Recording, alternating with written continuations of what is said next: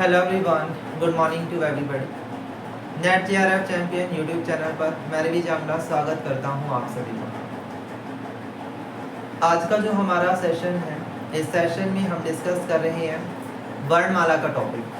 हिंदी के अंदर आपको ये टॉपिक मिलेगा पेपर में, और एस्टेट के अंदर 3 से 4 क्वेश्चन डायरेक्ट आपके वर्णमाला वाले चैप्टर से आते हैं।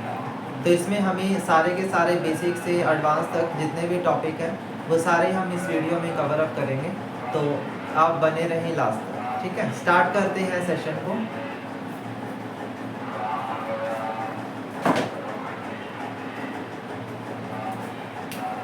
एक बार आप लोग मुझे,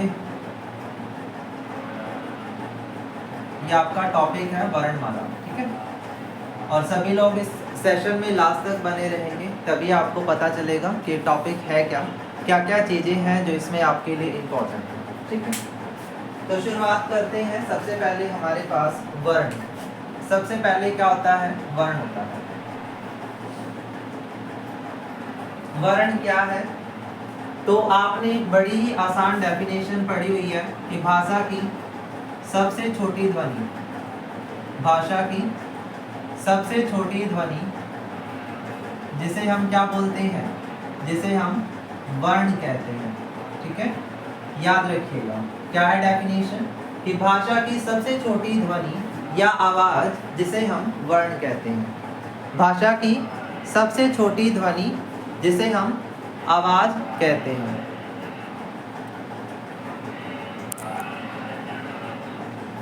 ठीक है, नोट डाउन करेंगे, ये सारे टॉपिक अच्छे से लिख लेंगे, क्योंकि भाई वर्णमाला का चैप्टर सबसे ज़्यादा इम्पोर्टेंट है।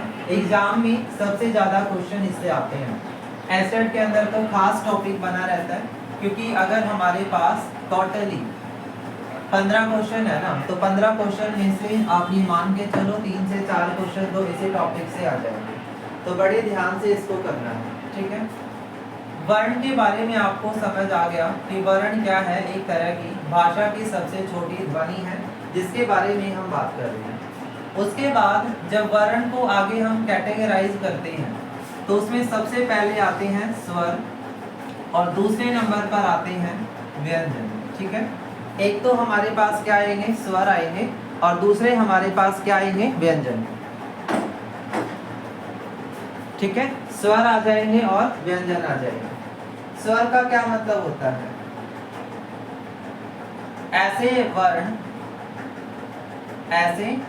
वर्ण जो बिना किसी सहायता के, बिना किसी अन्य वर्ण की सहायता के, अन्य वर्ण की सहायता के बोले जा सकते हैं। ठीक है, ऐसे शब्द या ऐसे वर्ड, ऐसे अक्षर जिनको बोलने के लिए किसी अन्य वर्ण की आवश्यकता नहीं है, उन्हें हम क्या बोलते हैं? उन्हें हम स्वर बोलते हैं। ठीक है, उन्हें हम क्या बोलते हैं? स्वर बोलते हैं। याद रखेंगे अच्छे से, भूलेंगे तो नहीं। ठीक है, जबकि व्यंजन क्या है? ऐसे वर्ण जिन्हें बोलते समय स्वरों की सहायता लेनी होती है, स्वरों की सहायता लेनी पड़ती है, तो उन्हें हम क्या बोलते हैं? उन्हें व्यंजन कहते हैं। सिंपल। डायरेक्ट डेफिनेशन भी पूछी जा सकती है, तो ऐसा नहीं है कि सिर्फ आपको ये पता हो, बस डेफिनेशन भी बढ़िया तरह से करके जानी है। स्वरों की अगर हम बात करते हैं तो हिंदी में कितने स्वर हैं? 11 स्वर हैं। और अगर आपसे कहें व्यंजन, तो व्यंजन की संख्या कितनी है? 33 है। ठीक है, डायरेक्ट क्वेश्चन है पेपर का। अगर आपसे कहा जाएगा कि स्वरों की संख्या कितनी है, तो स्वरों की संख्या 11 है, जबकि व्यंजनों की संख्या कितनी है? 33 है। याद रखेंगे। ठीक है, अब स्वर में कौन कौन आएगा? ए, आ, ई, बड़ी ई, ऊ, बड़ा ऊ, री ऋषि का री। ठीक है, उसके बाद ए, आई, ओ, आओ,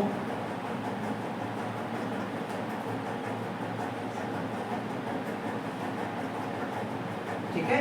ये आपके स्वरों की संख्या है, याद रखिएगा।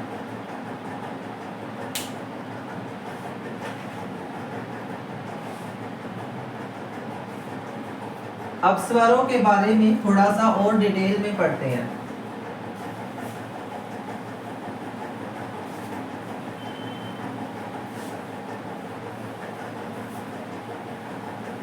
स्वरों का जो वर्गीकरण है उससे भी क्वेश्चन आता है, ठीक है।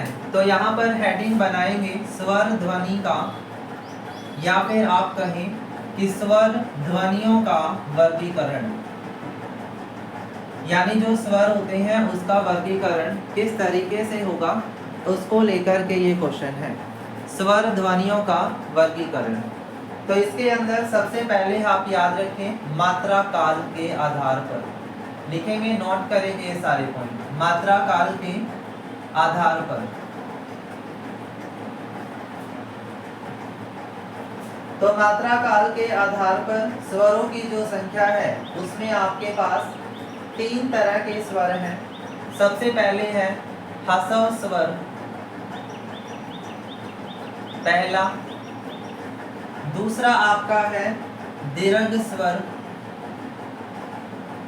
और तीसरा आपका है प्लुत स्वर। कौन सा? प्लुत स्वर, ठीक है। सबसे पहले ह्रस्व स्वर, दूसरे नंबर पर दीर्घ स्वर, और तीसरे नंबर पर प्लुत स्वर आपके आ जाएंगे, ठीक है। अब ह्रस्व स्वर कौन से हैं? ह्रस्व स्वर के बारे में क्या याद रखना है? ह्रस्व स्वर होते हैं ऐसे स्वर, ऐसे स्वर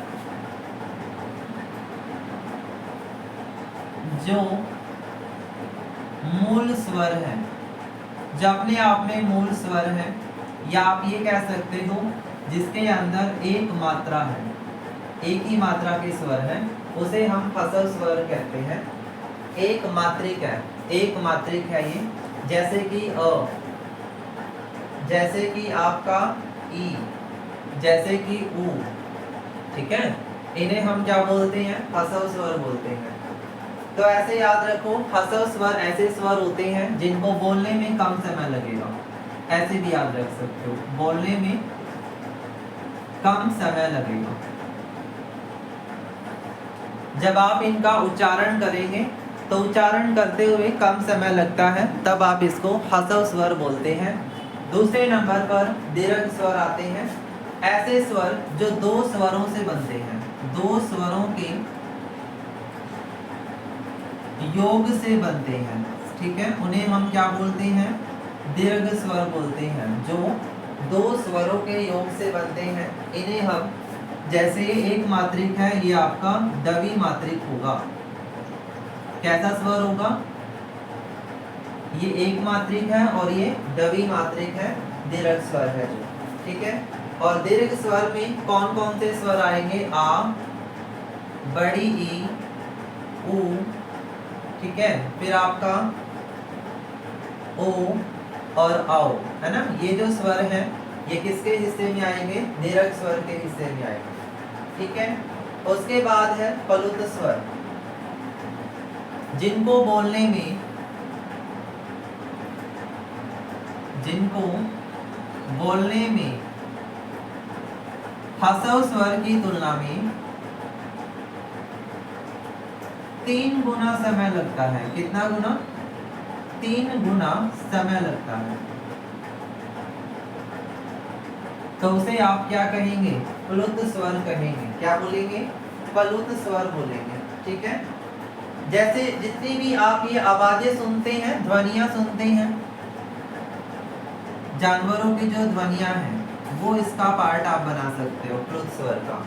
या कोई बड़ा उच्चारण आप कर रहे हो, जैसे ओम का उच्चारण कर रहे हैं, तो ओम को जब बोलते हैं तो एक लंबा स्वर खींचता है, इसे हम क्या बोलेंगे? प्लुत स्वर बोलेंगे, ठीक है। स्वरों का पहला कैटेगराइजेशन मात्रा काल के आधार पर क्लियर हुआ होगा, समझ आया होगा। जो जो एग्जाम्पल दे रहा हूँ बड़े ध्यान से समझते चलिए और इन्हें कॉपी में नोट करते चलिए, क्योंकि पेपर का क्वेश्चन है एस्टेट में मात्राओं से क्वेश्चन आना ही है, वर्णमाला से क्वेश्चन आएगा ही आएगा। दूसरे नंबर पर आपके हैं उच्चारण। उच्चारण में दो आएंगे, अनुनासिक अनुनासिक और एक आएंगे निर्नुनासिक। अनुनासिक और निर्नुनासिक स्वर आएंगे।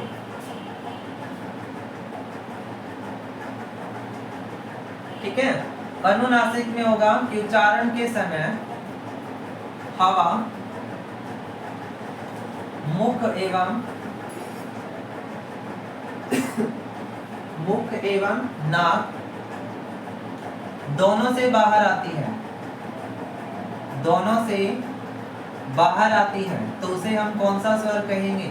अनुनासिक स्वर कहेंगे। निर्नुनासिक में याद रखें कि उच्चारण के समय हवा केवल और केवल, उच्चारण के समय हवा केवल मुख से ही बाहर आती है, मुख से बाहर आती है, तब उसे हम क्या बोलते हैं?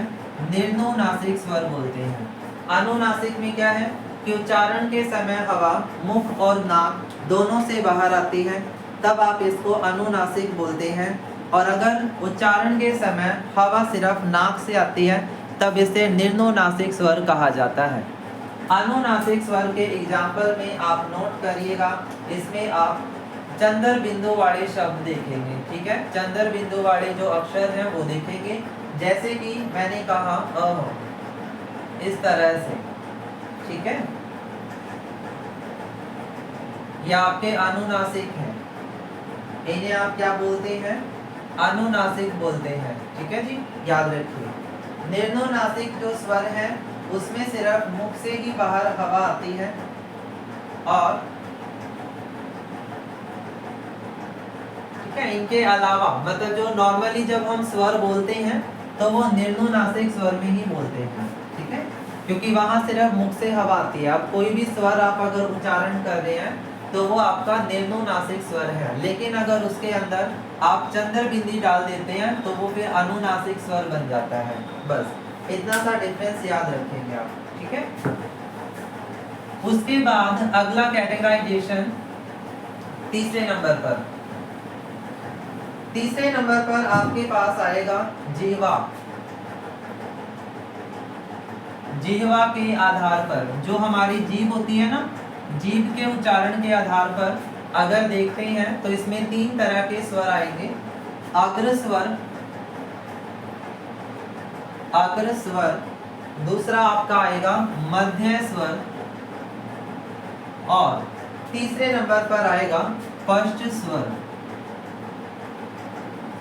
ओके, अग्र स्वर, मध्य स्वर और पश्च स्वर करके आपके तीन कैटेगरी इसमें होंगी जीवा के आधार पर। अग्र स्वर वो स्वर होंगे जहां पर जीभ का आगे वाला भाग यूज होगा, जीभ का आगे वाला भाग प्रयोग होगा, इसीलिए इसे क्या बोला जाएगा? अग्र स्वर। ठीक है, और अगर जीभ का बीच वाला हिस्सा, बीच वाला भाग प्रयोग होता है तब उसको मध्य स्वर कहा जाएगा, और पश्च स्वर जीभ के पिछले भाग का प्रयोग होगा। ठीक है, तो ऐसे ये डेफिनेशन बनती है अग्र स्वर, मध्य स्वर और पश्च स्वर। ठीक है, तो उच्चारण करते हुए आप देखेंगे कि जीभ का कौन सा भाग यूज हुआ है, प्रयोग हुआ है, उसके हिसाब से ये कैटेगरी है अग्र स्वर, मध्य स्वर और पश्च स्वर। ठीक है, क्वेश्चन आ जाए तो आपको पता होना चाहिए। ठीक है, डेफिनेशन आपको बता दी है, बाकी इसमें एग्जाम्पल लिख सकते हो। ई है जैसे, या ए है, आई है, या आपके अग्र स्वर है। ए जो है वो मध्य स्वर के अंदर आएगा, बाकी के जो है आ, उ, औ, ओ या औ, ये जो है वो मध्य पश्च स्वर के अंदर आएंगे। ठीक है, इस तरह आप इसे कैटेगराइज करते हैं, याद रखिएगा।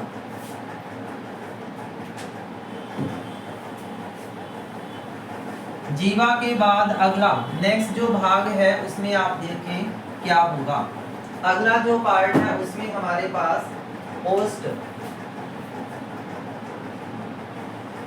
पोस्ट के आधार पर अगर देखेंगे तो दो कैटेगरी बनेंगी, एक है वृत्ताकार और एक अवृत्ताकार। वृत्ताकार, अवृत्ताकार, ठीक है, दो तरह से आपके स्वर हैं पोस्ट के आधार पर। इसमें क्या होगा कि हमारा जो होठ है, होठों का आकार अगर पूरा गोल है, पोस्ट का आकार पूरा गोल है, गोलाकार है, तो वो आपके वृत्ताकार स्वर हैं। और अवृत्ताकार के अंदर वो होठ जो है वो गोल ना होकर ऊपर नीचे की तरफ फैले हुए होते हैं, तो वो अवृत्ताकार स्वर में आते हैं। ठीक है, गोल ना होकर ऊपर नीचे की तरफ फैलते हैं, ऊपर नीचे की तरफ फैल जाते हैं। तो फिर आप इसको क्या बोलते हैं? अवृत्ताकार स्वर बोलते हैं। क्या बोलते हैं? अवृत्ताकार स्वर बोलते हैं। ठीक है, उसके बाद अगला जो है वो है मुखाकृति। पांचों कैटेगरी याद रखिएगा क्योंकि क्वेश्चन कहीं से भी आ सकता है और मैं नहीं चाहता कि कोई भी एग्जाम्पल गलत हो, तो सारी डेफिनेशन बढ़िया तरह से लर्न करके जाओ। मुखाकृति, तो इसमें आपके पास आएगा सवर्त स्वर, विवर्त स्वर, ठीक है, अर्ध सवर्त,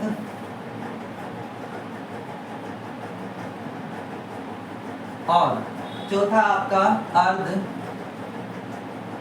विवर्त। ऐसे करके आपकी तीन कैटेगरी बनती है। ठीक है, सवर्त स्वर, विवर्त स्वर, अर्ध सवर्त, अर्ध विवर्त। ठीक है, यहाँ पर मुख का सबसे कम खुलना, मुख का कम खुलना, तो वो कौन से में आएगा? वो आपका आएगा सवर्त स्वर में। और अगर मुख ज्यादा खुलता है, मुख का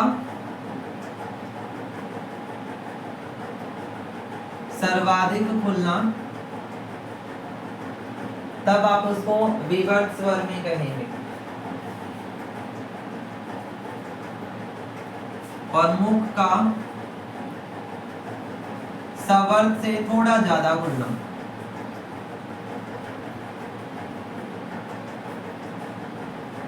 तो वो आएगा अर्ध सवर्त में। और मुख का विवर्त से कम खुलना। ऐसे करके याद आप रखेंगे। ठीक है, ये सारी डेफिनेशन हमारे लिए इम्पोर्टेंट है क्योंकि वर्णमाला का ऐसा चैप्टर है जहाँ से बिल्कुल इन डेप्थ करके क्वेश्चन पूछे जाते हैं। ठीक है, और ऐसा लगता है कि ये जो शब्द है वो सुना ही नहीं है, लेकिन वो सारा सिलेबस के अंदर ही है, सिलेबस से बाहर कुछ भी नहीं है। ठीक है, तो आई होप समझ आया स्वर का पार्ट, स्वर कैसे याद रखने हैं, उनकी डेफिनेशन और साथ में एग्जाम्पल। ठीक है, ये सब उच्चारण के खेल हैं कि उच्चारण जब कर रहे हैं तो किस तरह से करते हैं, ये चीजें ध्यान में रखकर रखेंगे। आगे बढ़ते हैं आप व्यंजन की तरफ। तो व्यंजन की डेफिनेशन मैंने बता ही दी कि व्यंजन होते क्या हैं। व्यंजन के बारे में हमने पढ़ा कि स्वरों की सहायता से जो भी अक्षर या जो भी वर्ण बोले जा रहे हैं उन्हें व्यंजन कहेंगे। और इसमें तो 33 हमारे व्यंजन हैं। ठीक है, और हम इसमें बांटते हैं जब, तो उसमें आएगा स्पर्श व्यंजन, एक आपका आता है अंतस्थ व्यंजन, और तीसरे नंबर पर ऊष्म व्यंजन आते हैं। ठीक है, क्या आते हैं? ऊष्म व्यंजन। सबसे पहले स्पर्श व्यंजन, अंतस्थ व्यंजन और ऊष्म व्यंजन आएंगे। स्पर्श व्यंजन कौन से हैं?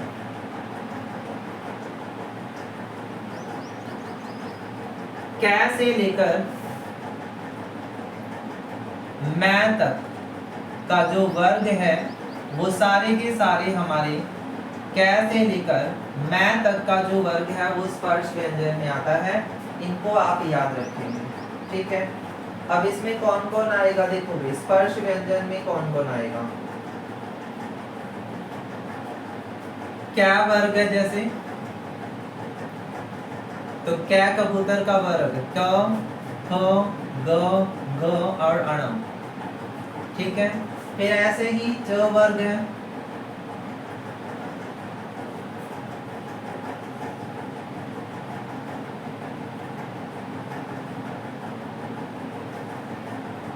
ठीक है। फिर उसके बाद अगला आपका आएगा टै वर्ग,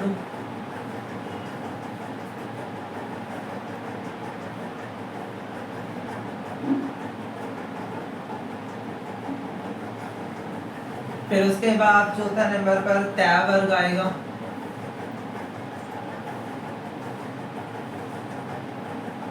और फिर आपके पास पै वर्ग आएगा।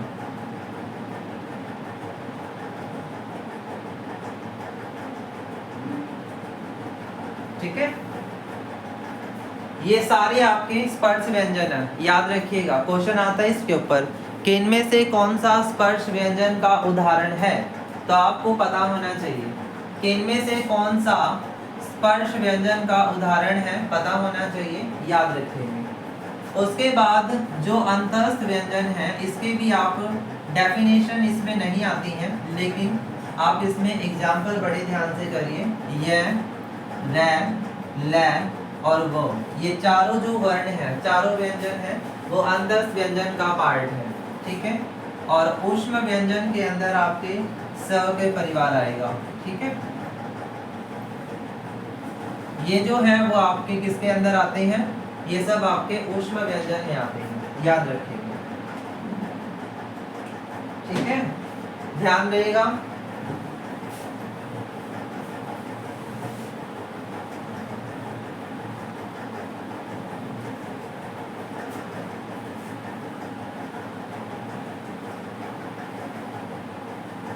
आगे बढ़ो, आगे देखो।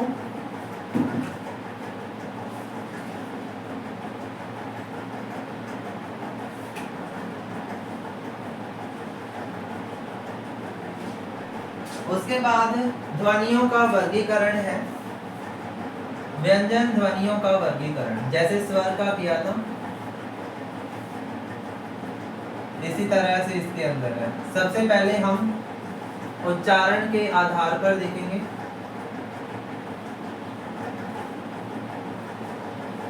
और दूसरे नंबर पर आएगा पर्यटन के आधार पर,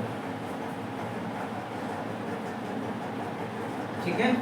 उच्चारण के आधार पर और पर्यटन के आधार पर दो तरह से कैटेगराइज हम इसमें करेंगे। अब उच्चारण में सबसे पहले आपके पास है कंठ, नाम से ही क्लियर होगा। कंठ का मतलब क्या है, जहां पर हम अपने व्यंजन वर्ण को कंठ से बोलते हैं, ठीक है। हमारा जो कंठ है, कंठ समझते हो ना, गला, गले से जब आप बोलते हैं तो वो कंठ वर्ण है। फिर उसके बाद दूसरे नंबर पर आएगा तालु। तालु क्या होता है, तलवा। ई जब बोल रही है ना, ई जब बोल रही है तो ई करके होता है ना, तो नीचे की तरफ जीभ आती है, वो क्या है, तालु है, ठीक है।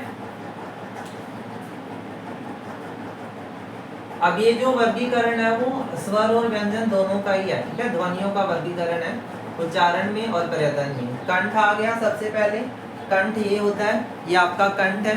तालु नीचे की तरफ होगा, ये जीभ का जो नीचे वाला हिस्सा है वो तालु है, ठीक है। तीसरे नंबर पर आएगा मूर्धा। क्या आएगा, मूर्धा। मूर्धा क्या होता है, र को बोल के देखो, र कैसे बोल रहे हैं, र। तो र जब बोल रही है तो हमारा जीभ का कौन सा हिस्सा टच हुआ है, ऊपर वाला हिस्सा टच होता है, उसे मूर्धा बोलते हैं। क्या बोलते हैं? मूर्धा। ये आपका कौन सा उच्चारण स्थान है? मूर्धा। ठीक है, तीसरे नंबर पर। चौथे नंबर पर आपका उच्चारण स्थान कौन सा होगा? दंत।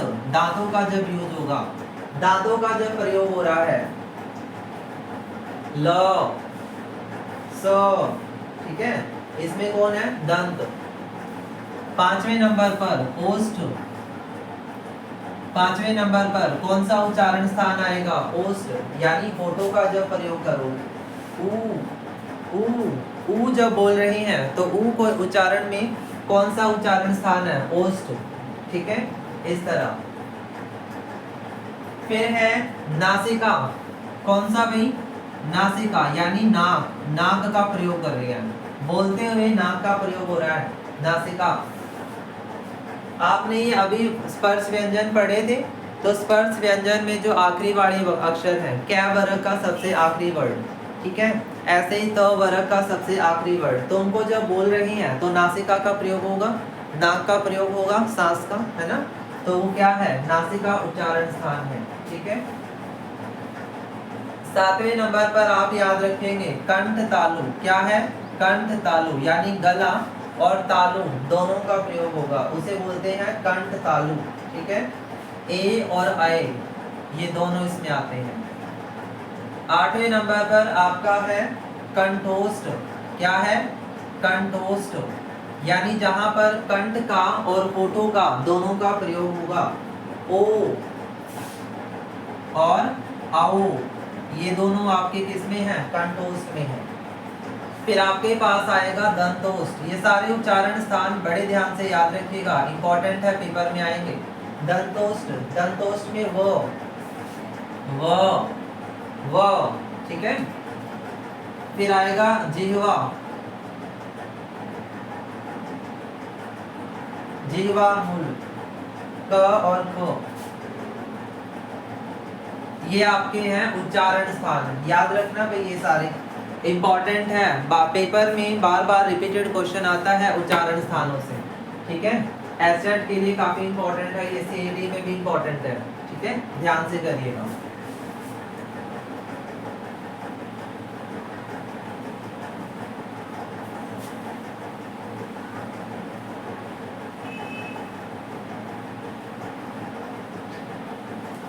आगे आ जाओ। आगे हम बात करेंगे पर्यटन के आधार पर ध्वनियां। तो इसमें सबसे पहले आएगा कंपन के आधार पर।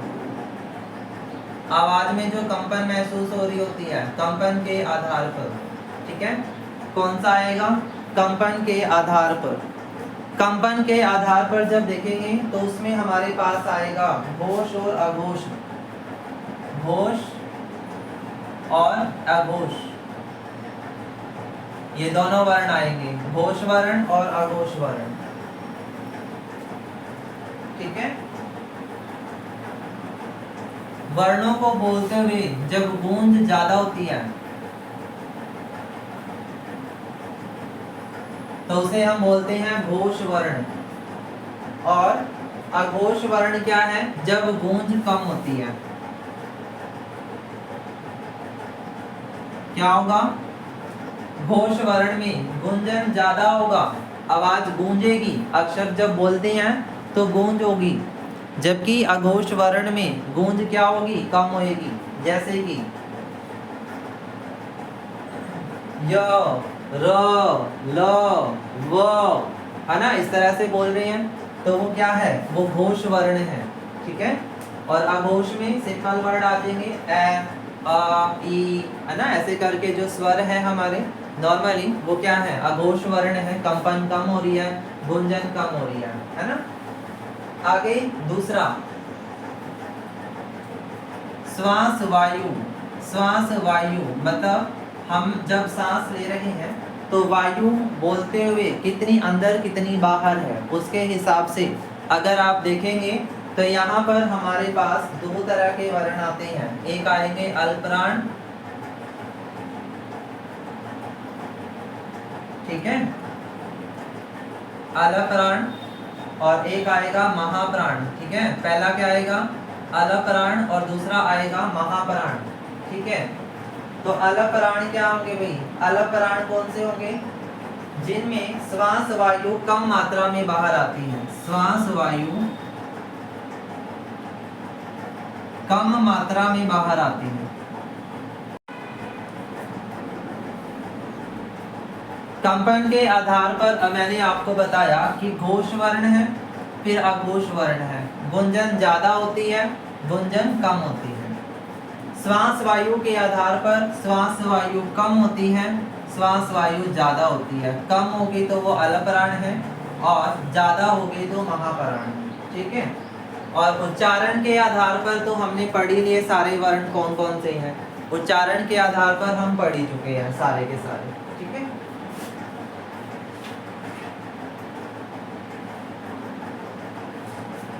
इसके अलावा भी अगर आपसे एक्स्ट्रा में भी कुछ पूछ ले तो वो थोड़ी सी डेफिनेशन एक दो एक्स्ट्रा की वो भी करवा देता हूँ। एक बड़ी ही फेमस डेफिनेशन अयोगवाह पूछा जाता है। अयोगवाह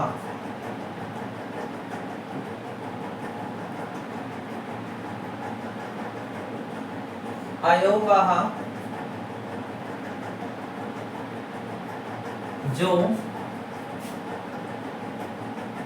स्वर या व्यंजन वर्गीकरण में शामिल नहीं है।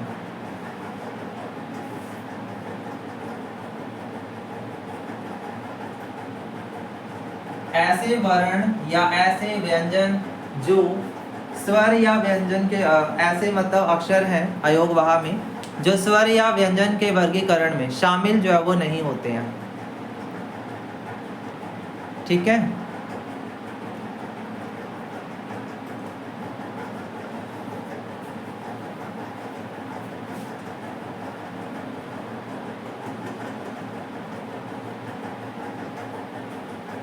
जैसे हो अयोगवाह। इसके बाद होते हैं संयुक्त व्यंजन। पूछ लेते हैं संयुक्त व्यंजन कौन से हैं। तो संयुक्त व्यंजन क्या है? जब दो व्यंजन एक साथ यूज होंगे, दो व्यंजन का प्रयोग करके एक नया व्यंजन बनता है। नया व्यंजन बनता है तो उसे हम संयुक्त व्यंजन कहते हैं। क्या बोलते हैं? संयुक्त व्यंजन।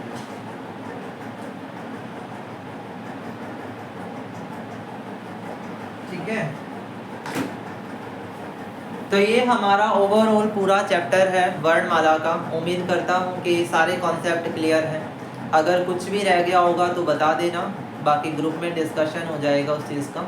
ठीक है, तो आज के लिए इतना ही रखेंगे। थैंक यू सो मच और जुड़े रहें चैनल के साथ।